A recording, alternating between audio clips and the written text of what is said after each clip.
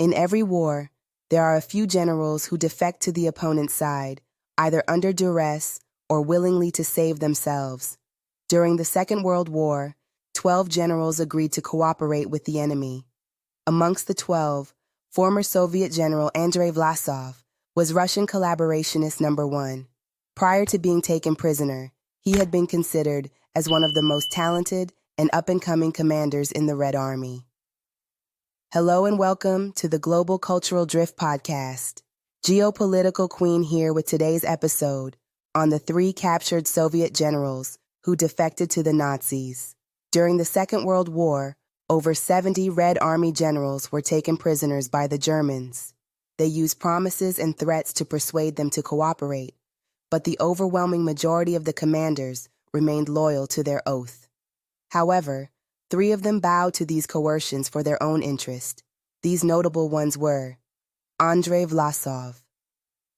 In the USSR, General Andrei Vlasov was once regarded as a talented and up-and-coming military leader. His 20th Army played no small role in the defeat of the enemy near Moscow in the winter of 1941. In July 1942, the commander was taken prisoner near Leningrad, and shortly afterwards defected to the Nazis. The Gestapo file on him stated that he had acted not out of political conviction, but as a result of a sense of hopelessness and the impossibility of realizing his personal ambitions. German documents stated that, in life, the general adhered to the principle, "I may be up to my neck in mud, but at least I'm boss." Vlasov became the pivotal figure in the Russian collaborationist movement. He was directly involved in the establishment of the Russian Liberation Army, ROA, and the Committee for the Liberation of the Peoples of Russia, KONR, and subsequently headed them. In the Soviet Union, the pejorative term Vlasovites was used to label all Russian-speaking collaborators, even if they were not in any of the ROA structures. Soviet troops captured the general on the territory of Czechoslovakia on May 12, 1945.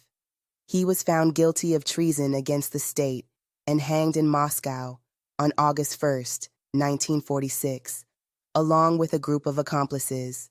Second, Fyodor Trukin, one of Vlasov's accomplices executed in Moscow that day, was the former Red Army Major General Fyodor Trukin, the Deputy Chief of Staff of the Northwestern Front. At the start of the war, he was taken captive by the Germans as early as June 1941 in the Baltic region. In the POW camp, Trukin almost immediately expressed a desire to cooperate with the Nazis and, subsequently, did all he could to underline his anti-Stalin and anti-communist views, which had not, however, prevented him from making a successful career in the USSR armed forces. Having initially worked in the propaganda field, Trukin had, by late 1944, been promoted to Chief of Staff of the KONR Armed Forces. The Germans promised to put all Russophobe collaborationist military formations under the command of the committee, but this army of a new Russia without Bolsheviks never became a significant fighting force.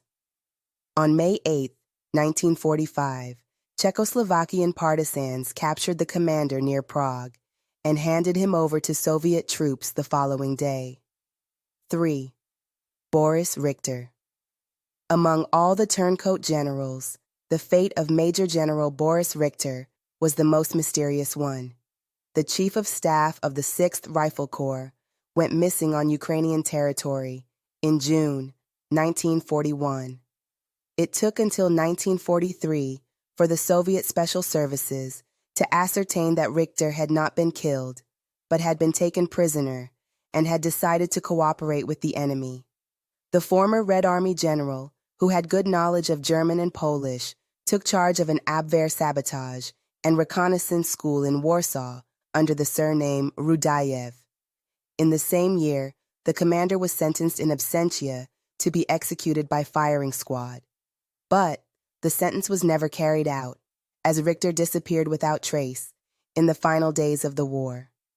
So there you have it, folks. If you enjoyed learning about the notable 3 Soviet turncoats in the Second World War, then kindly leave your comments in the comment section below, and thanks for tuning in. I will be back with the next broadcast. Good day.